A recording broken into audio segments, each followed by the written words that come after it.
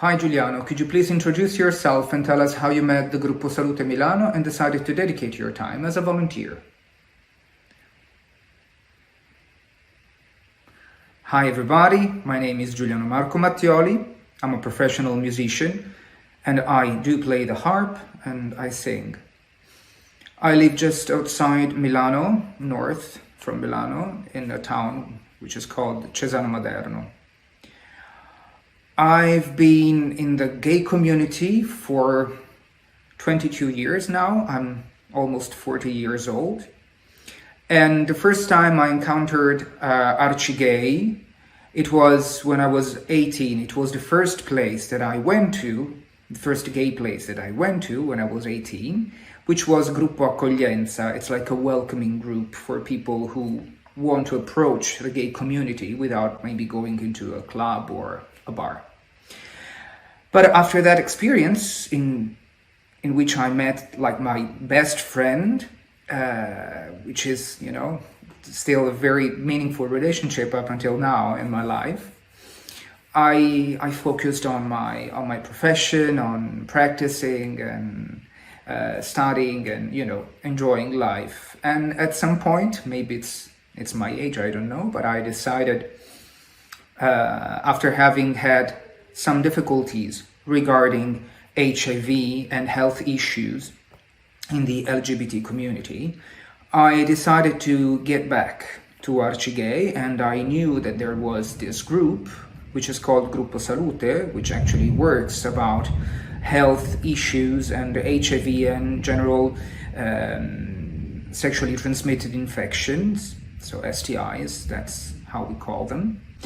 And I decided to write because actually I saw the enrollment for the group, which is usually held once per year, and I discovered it on Facebook, so social media. That's how I got back to them. And there was the possibility, there is actually the possibility every year to attend this formation group, which is for free. It's usually 2 weekends of attendance.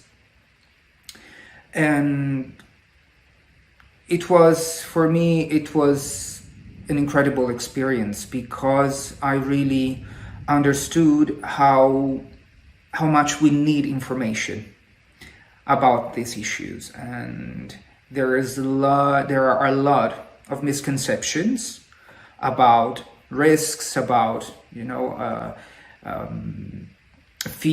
mostly fear of HIV, and usually that fear is dictated by ignorance about what's happening around this scary subject.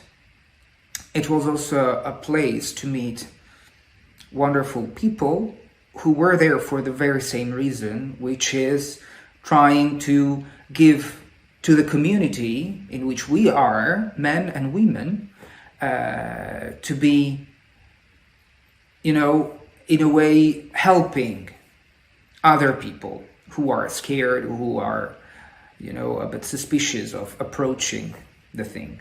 Who is Gruppo Salute? Can you introduce your organization to our audience?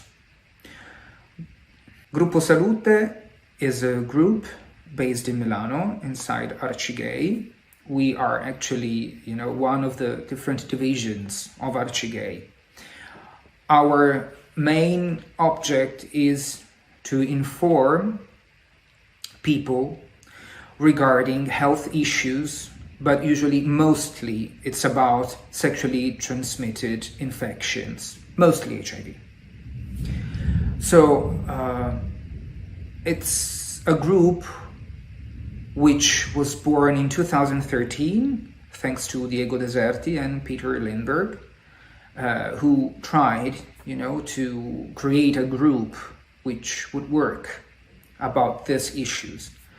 Because actually there is need. There was at that time, and there still is need, for people to have a different kind of approach to this kind of information. Usually we have the tendency to go on internet to try and look for information and then you get very scared because you read terrible things, sometimes things you don't understand. Or we go to doctors, we go into hospitals to gather information, but there's always that kind of distance between you and the medical community, because it's not always so easy to find doctors who know our community that well. That means that with us, you get to talk to people who know the community from inside of it. And we were trained as people inside the group to know about, of course, sexually transmitted infections, but also about how to talk to people and to have the ability to talk to people in a way that they don't feel judged, because we're not there to judge what ones do in his own bed, but actually trying to listen to what's their request, what they would like to know, if they are scared. I don't know, because when you go and you try to talk to someone about what you did, what you're afraid of, it's not always easy. So we try to make people at ease to talk about this stuff. That's what we do usually.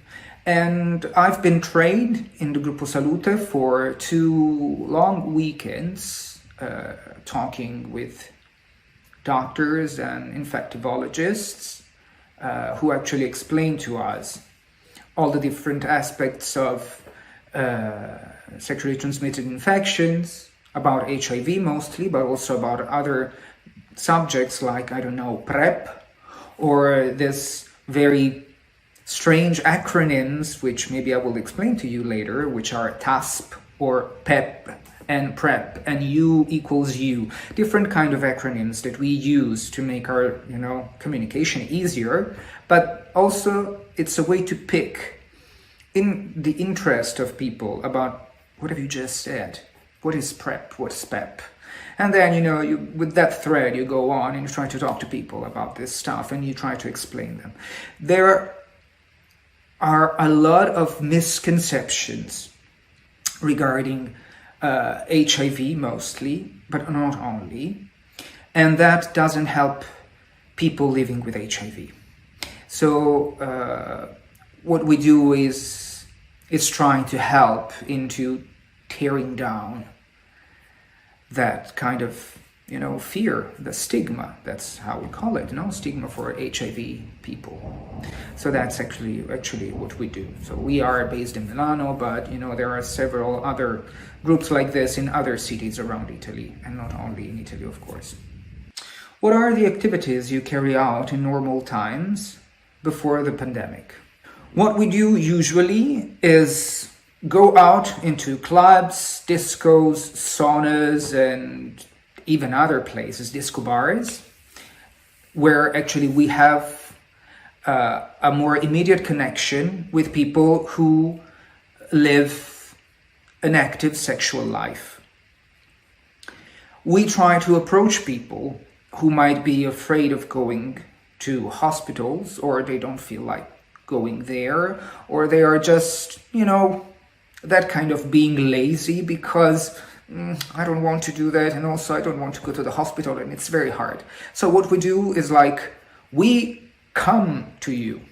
So we are there into the club, and we ask people to to talk to us, actually, because we are not there just to, we take a drop of your blood, we test you, come back in 20 minutes, and that's done. We have an interview every time before we do the test. So there is a doctor who's standing, there in a room, and he make the actual physical test, blood test, which is done just with just a drop of blood from your fingertip. Usually it takes 20 minutes. It depends on the kind of test that we use. But actually the interview, it's a bit longer, because we usually have these forms that we follow together with the client. That interview has the aim of trying to establish, first of all, a connection with the person we have in front of us, but also it's a tool to give information regarding stuff that this person might, feel in need of asking. Sometimes we also reassure people about what they did, and maybe they are scared, and it happened several times, and then they go away happily, and they're very thankful to you for putting them at ease. So actually we put them at ease in a way, and that's actually what we do mostly. But of course we do this in different ways. For example, we participate to Pride usually because we are there with a stand. Like, we usually work for 3 days non-stop, doing hundreds of tests. That's like the peak of the season, the Pride week. And yeah, sometimes we also arrange meetings discussing about, with doctors, with infectologists. Usually we have several doctors who collaborate with us for free, which is a very good thing because we need their support. And I don't know, we talk about sexual issues in general. And another thing that we do, for example, we participate to ICAR, which is like a big meeting that's being held in Italy every year, which is regarding HIV, and we try to come up with a new project every year to participate and to show our research, because what we do, is live in the community and being present in the community, and we see what's happening. So we have an inner view of the dynamics inside our LGBT community. What has changed in the way the group carries out its activities after the onset of the pandemic?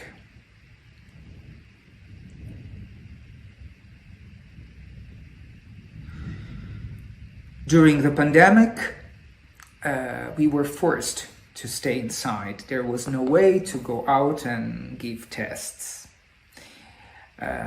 We were all inside, and I think for everyone was a terrible, terrible period, and we're still not out of it. But the quarantine, the lockdown, actually, that's how we called it. The lockdown was also a moment, I think, to reflect and also to try to communicate in different ways with people. So what happened is that as a group, we tried, of course, to work a bit on, usually social medias and so on. So we tried to keep in contact with people. What we did, like every week, we had like a discussion group. Actually, it was through streaming, live streaming, regarding specific matters, and it was with the aid of doctors or psychologists. So actually we tried to maintain a level of information in our channels. Of course, we were also thinking about what to do afterwards, because what happened with this pandemic is that the perspective changed. Because, for example, let's talk about the Pride Month. There won't be any Pride physically, we won't be out there in the street marching. We won't be there in our stand making blood tests, free blood tests. So we are trying to figure out a way to still, if there will be the possibility to be there and do the tests. But, it's hard. We see there are several issues about being in the open and doing that kind of activity. Maybe we will try to avoid as much as possible to have contact. So, we're trying to think maybe we can do the interview maybe online, like privately, and then you only go there only for the blood sample to be taken. We're trying to do this. But of course, and this is something that I add to this answer, which is my consideration about this, is that what we saw during the pandemic, it's not so far from, emotionally speaking, it's not so far from what happens regarding HIV. The fact of being scared of another person, of being scared of having a physical contact with someone else. There are several similarities about this, although these two infections are completely different. But the way people react emotionally to this situation is something that, in a way, people with HIV partly already lived and felt. So this was a time for us to think about it and try to find new solutions. What is the current stage of STDs, e.g. in terms of prevention and communication to the general public?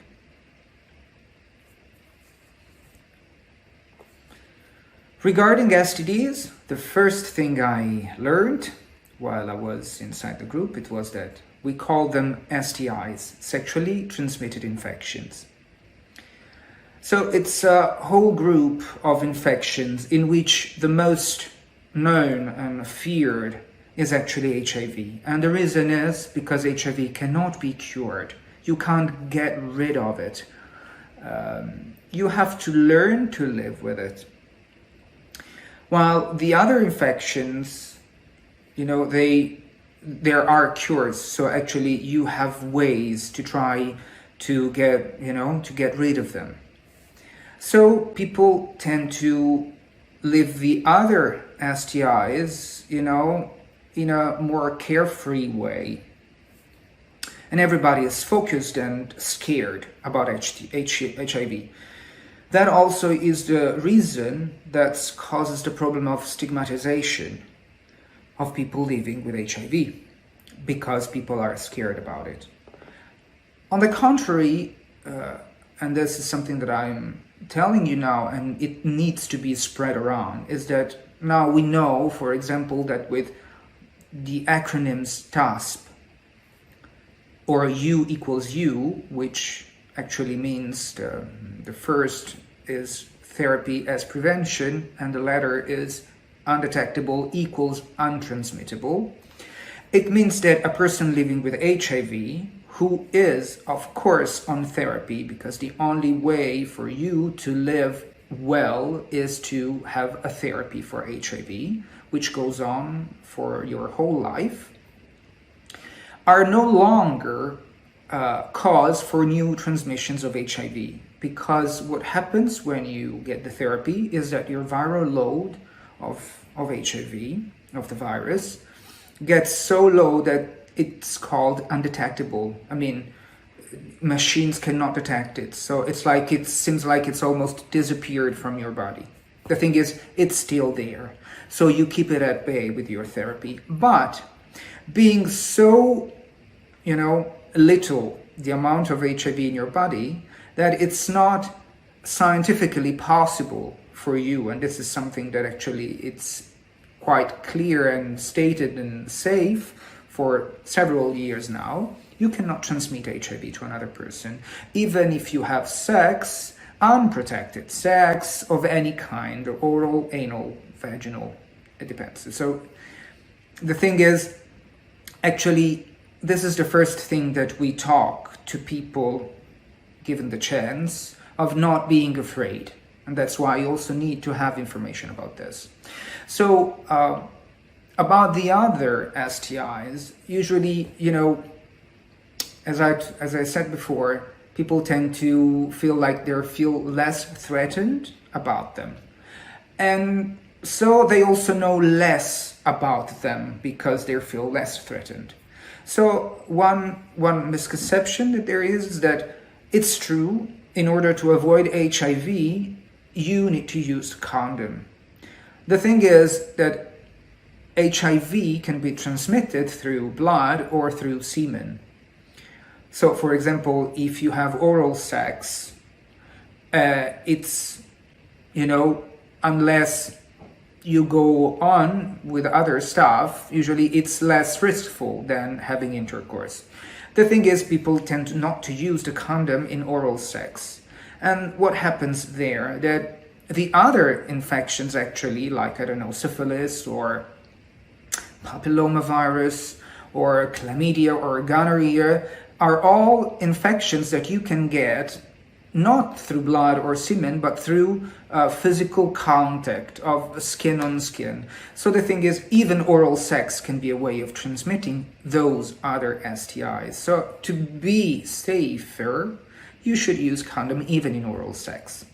So the point is, what I usually say is that you need to use the condom, yes. You don't want to use the condom for oral sex, okay, I mean, it's like you can even not using for intercourse, but you have to be conscious about what the risks are. So get tested. That's what we say all the time. You need to get tested like regularly every 6 months. There are several tools that we can use to prevent ourselves from getting HIV. The others are a bit more, difficult. So the concept of having safe sex is not so true. There isn't a safe sex. There is a safest sex. Has the use of PrEP in Italy had any impact on the spreading of STDs?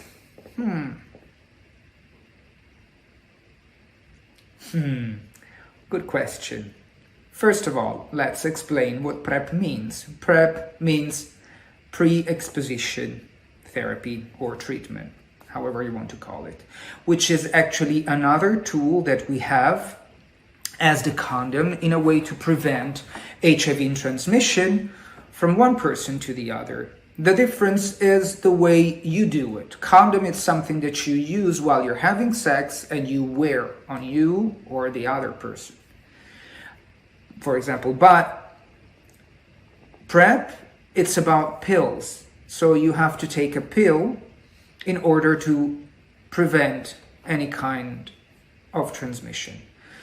Statistically, we could say that PrEP is even safer as a percentage of risk in protecting yourself from transmission. But of course, it's something that you have to ingest. It's a therapy. You have to remember to use it. And some people don't want to use it, and it's a choice. You're free to do whatever you want about the way you want to, protect your body and your sexual life. But the argument about PrEP is that the moment you use PrEP, which there are two ways to get PrEP. You can take it every day, always, or you can take it on spot, when you need to take it. And you never have to use it to do PrEP on your own. You have to go to a doctor. You have to go to a place where people can give you PrEP. Because people who use PrEP, it's not just I take a pill and that's it, but I have regular appointments every 3 months with a doctor, and I get tested for other STIs apart from HIV.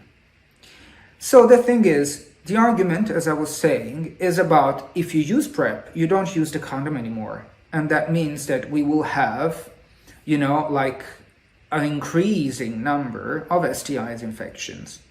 So, as I was saying before about COVID, there are similarities.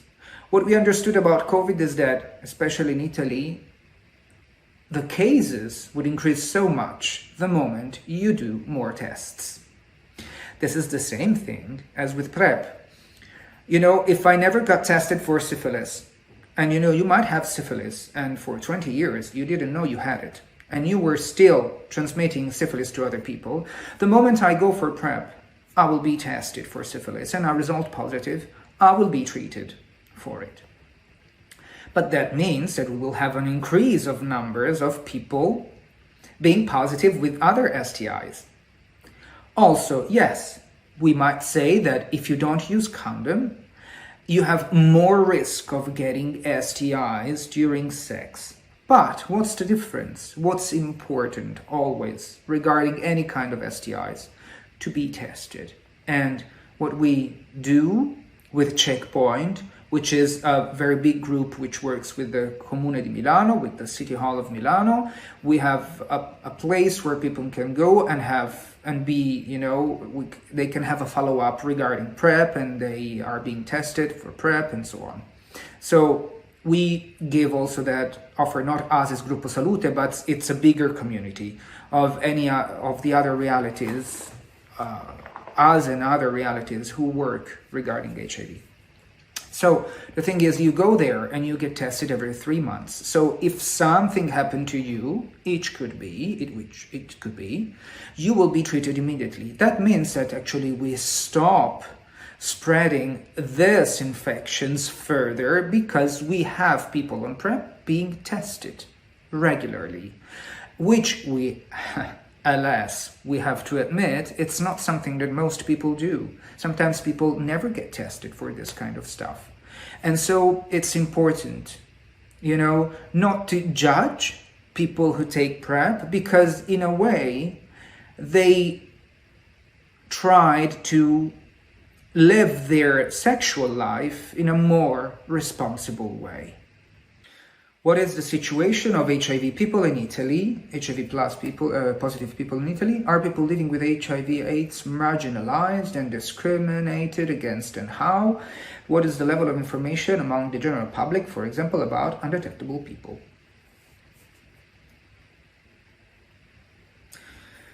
I was telling you before that general public tend not to be so well informed regarding STIs because they are afraid of talking about them. It's like the moment you talk about them, you evoke them in your life, which is not true.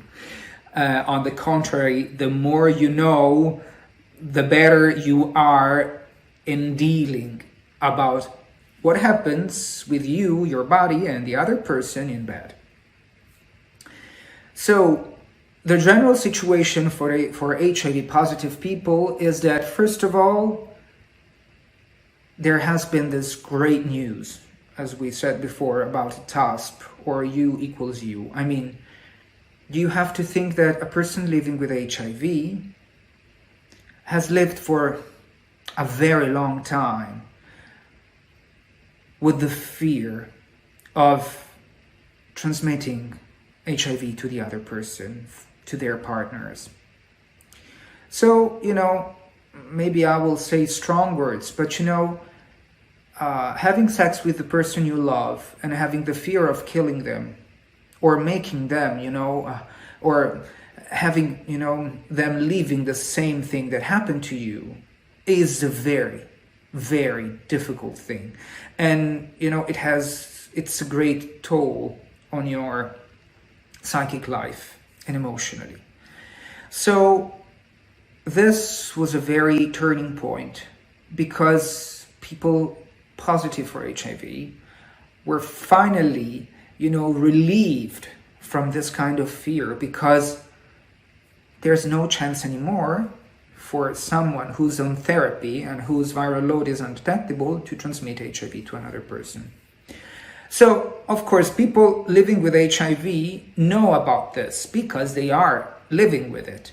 People who don't have any kind of connection to HIV tend not to know about this. And,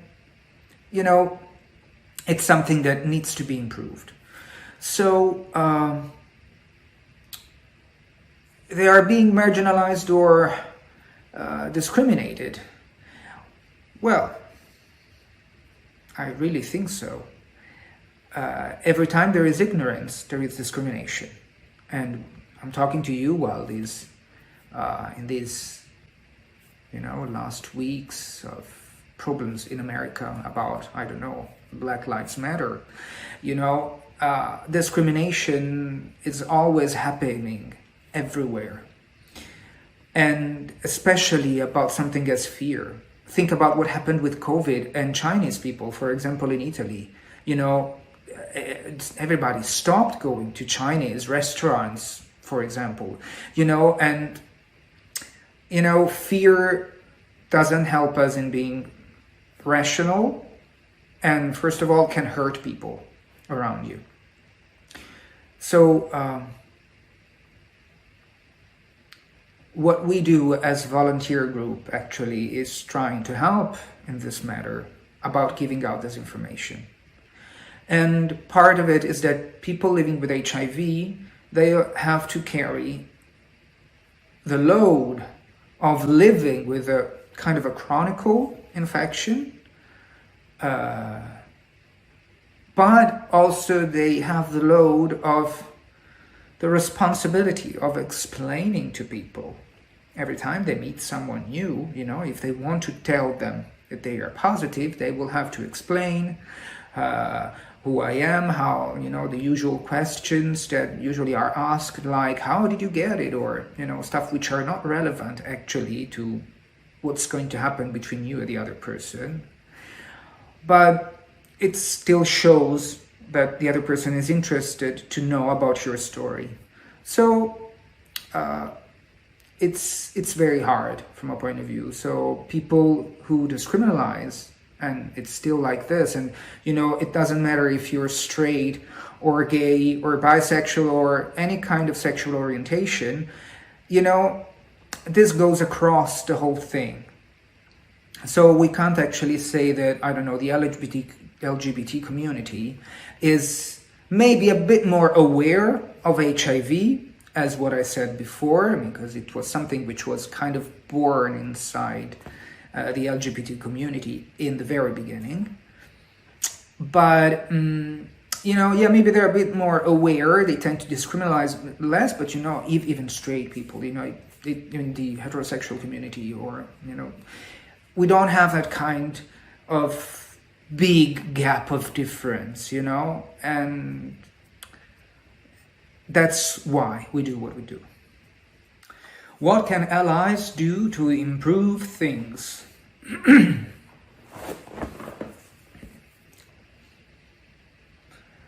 So, as I said before, what we are lacking is actually a bigger scale of information regarding what's happening and what happened in the last years regarding HIV. The thing is, I was born in 1980, and I remember what happens, with public information regarding HIV at the time, the late 80s and the early 90s, but we don't have that anymore. So, for example, one thing I always complain about is that since I discovered the meaning of TASP, or U equals U, I wondered why there is no big newspaper, there hasn't been any of those, who actually, put in the front page, front line, it was, we finally discovered that people living with HIV cannot transmit HIV by having sex with other people, even without the condom. I mean, it's a big thing. It's actually revolutionary, not just for people living with HIV, but even economically.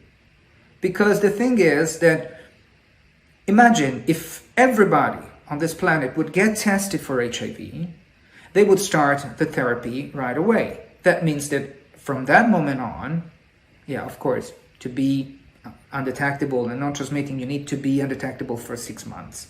Maybe this is something that I said before, but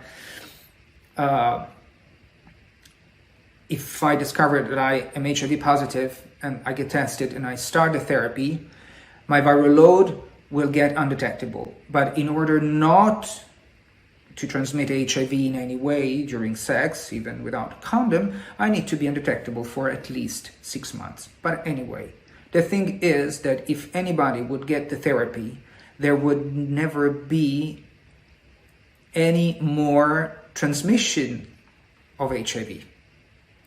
That means that actually we would have stopped already the spreading HIV in the world. I mean, it would still remain alive in those people who are HIV positive, but we would have stopped it. So you see, we are waiting for a vaccine. This is like COVID. We're waiting for a vaccine. But in this case, we hope that there will be a vaccine. But there is also another way. You always have to find another way to work around issues. And this case would be having people be, treated and tested and treated. And that way we would have stopped the whole thing. So what would happen is actually have more information. So allies need to, have a clear view of what's the final object of this, which is, of course, not just stopping a very serious infection, but also try to help people to live a better life, a life free from, fear, free from judgment, of being, discriminated. And the only thing we can do, the most important thing that we can do is giving out information, is try to inform people about these things. And so that's why also I'm doing this today and talking about this, and because it's important as much as we can to let people know. Thank you.